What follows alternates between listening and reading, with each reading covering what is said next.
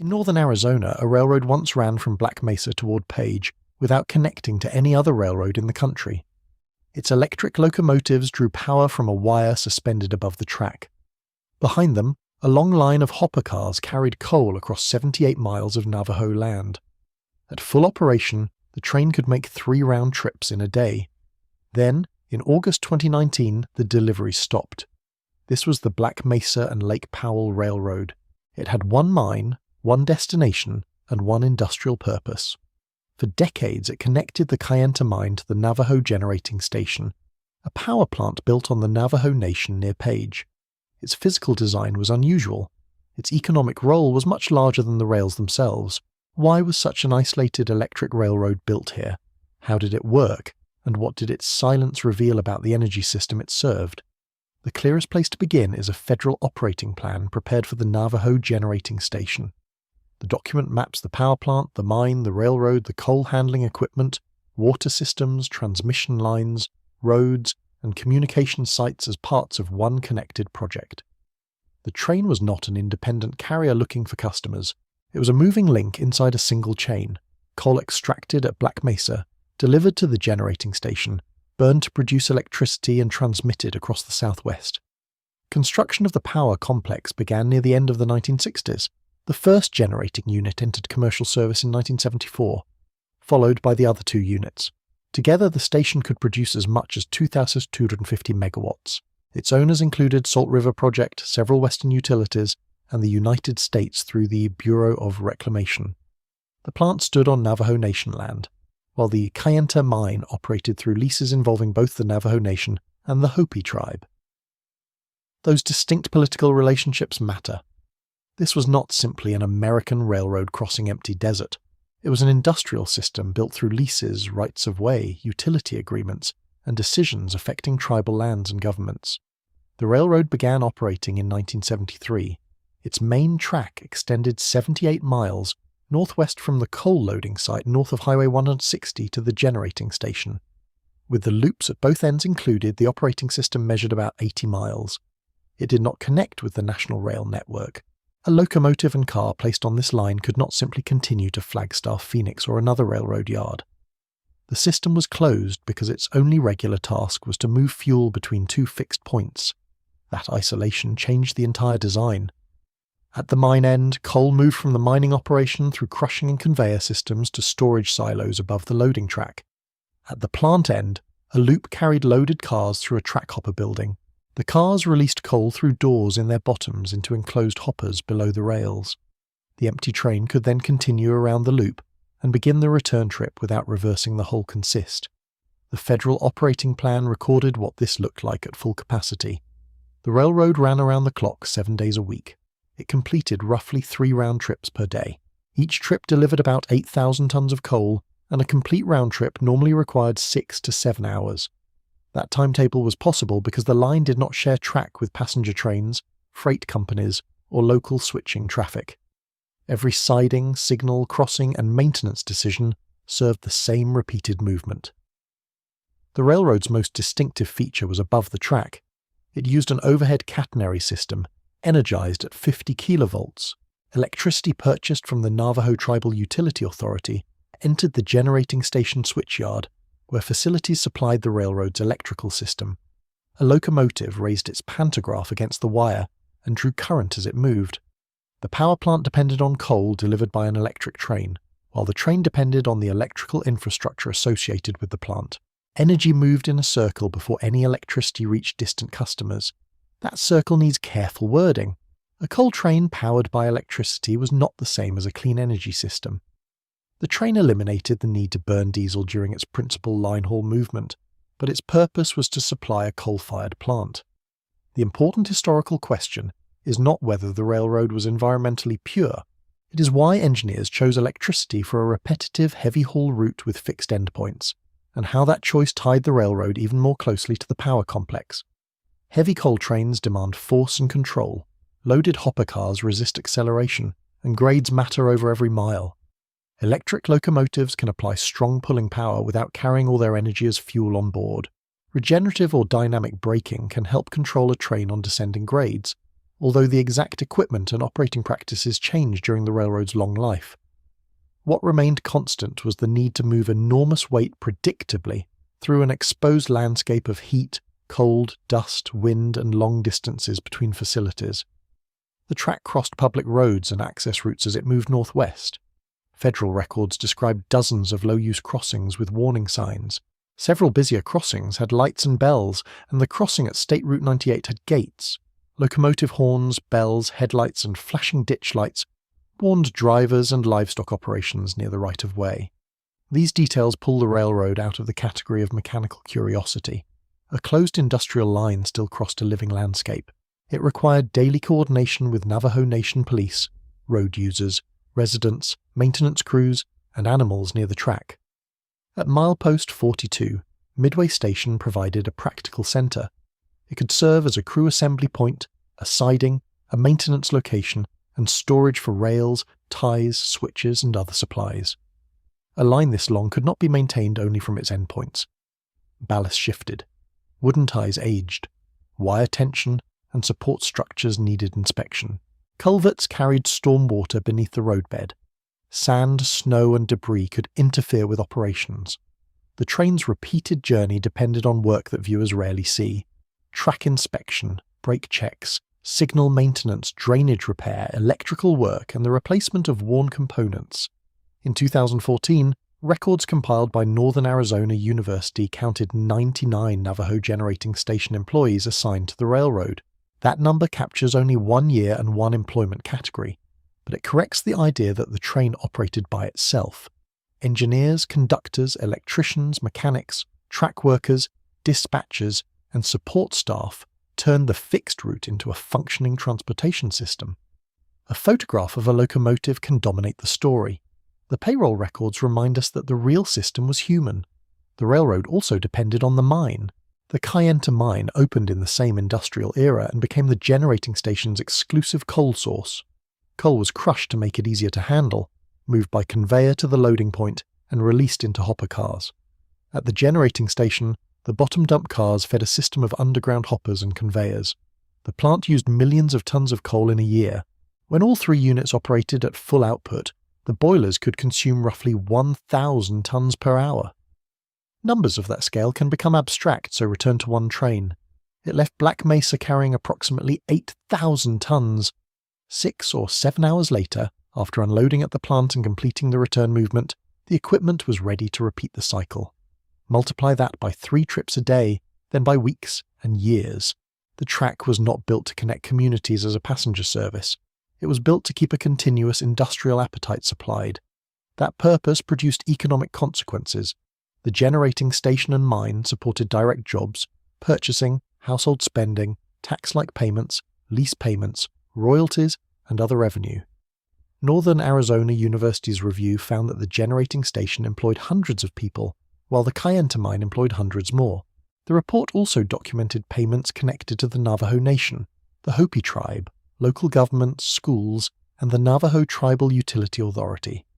Those benefits were not evenly distributed, and economic estimates varied by study.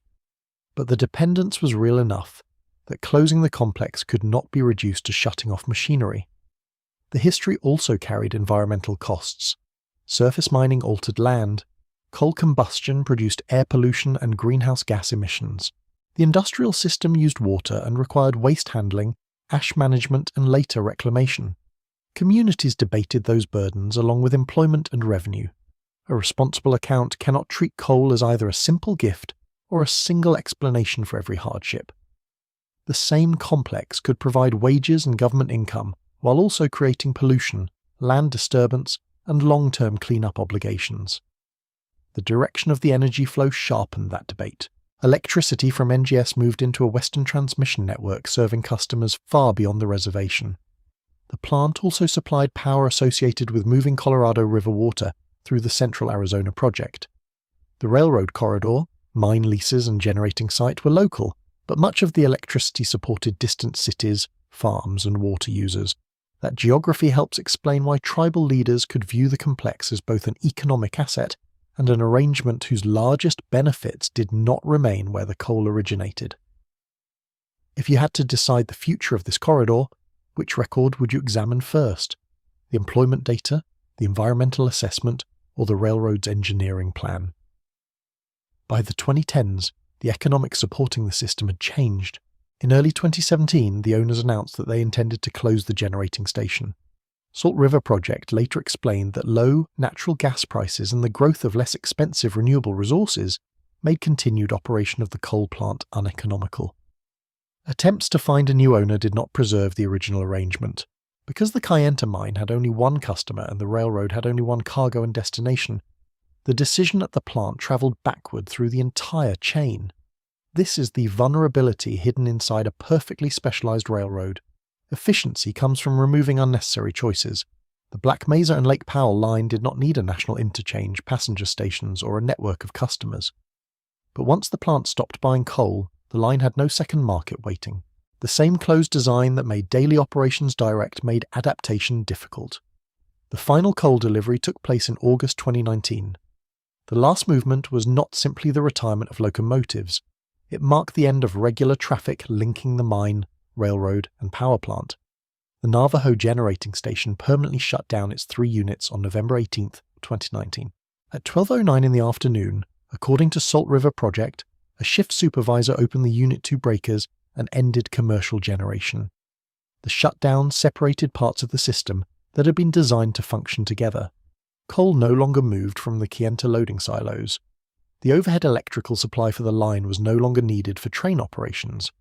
Decommissioning plans called for removal of the catenary electrical system and cleanup at the plant, yet the Navajo Nation chose to retain several facilities, including the railroad, warehouse and maintenance buildings, the lake pump system, and other infrastructure. The rails did not immediately disappear when the train stopped. That distinction matters. Closing an operation is an event. Deciding what happens to its infrastructure is a process. Steel rail, roadbed, bridges, maintenance buildings, utility corridors, transmission access, and rights of way can retain value, but only if a new use fits the land, law, costs, and community priorities. Proposals and speculation have ranged from removing equipment to reusing portions of the corridor. None should be presented as inevitable. Ownership of an asset does not automatically provide the money or agreement required to operate it. For workers and families, the transition was immediate. Salt River Project reported that it offered other company positions to regular generating station employees, and many accepted redeployment. That did not cover every mine worker, railroad worker, contractor, household, or tribal revenue stream affected by the connected closures. A job elsewhere could also require relocation away from a community.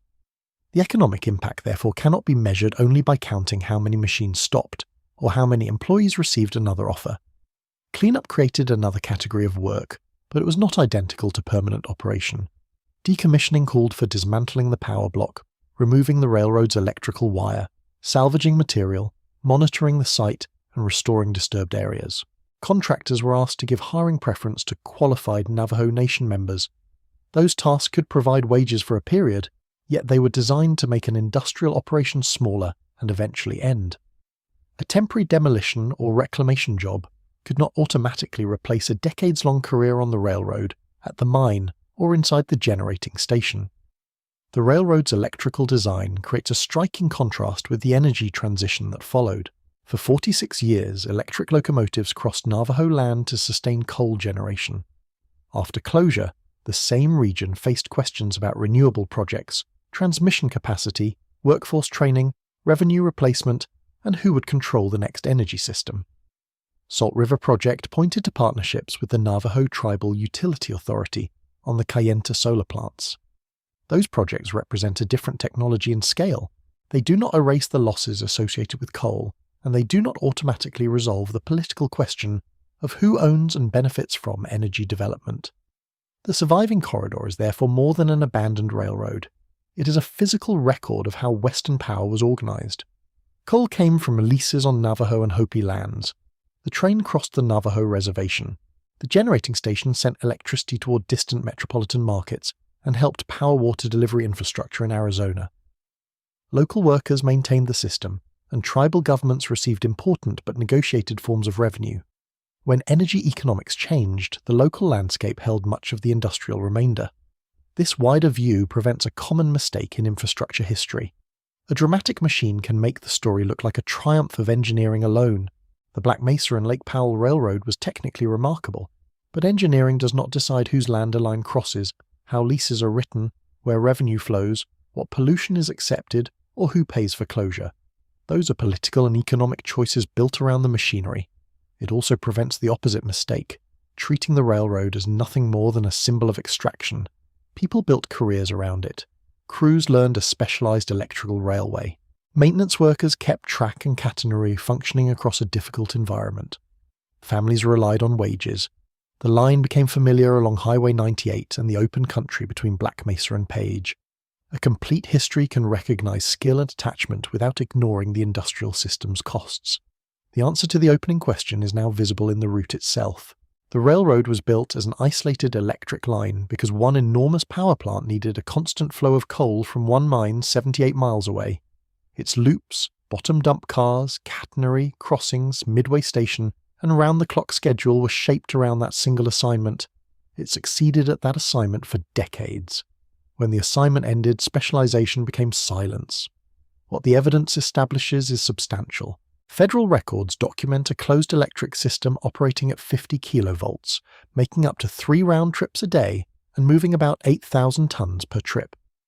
Economic records document hundreds of jobs across the generating station and mine, including a dedicated railroad workforce, as well as significant revenue connected to tribal and regional economies. Operator records document the 2019 shutdown and the Navajo Nation's decision to retain the railroad and selected facilities. The evidence does not establish that every community experienced the project in the same way. It does not prove that one proposed reuse will succeed. It does not turn the electric train into clean energy. And it does not make the economic benefits irrelevant because the fuel was coal. The honest history holds those facts together. Today, the most revealing image is not a train racing toward the horizon. It is the fixed line beneath an open sky, rails pointing toward Black Mesa, utility structures beside the right-of-way, and no loaded cars under the wire. For decades, that corridor translated coal into motion, wages, revenue, electricity, and pollution. Its silence marks the end of one energy system. What happens along the route next will show who has the power to design another.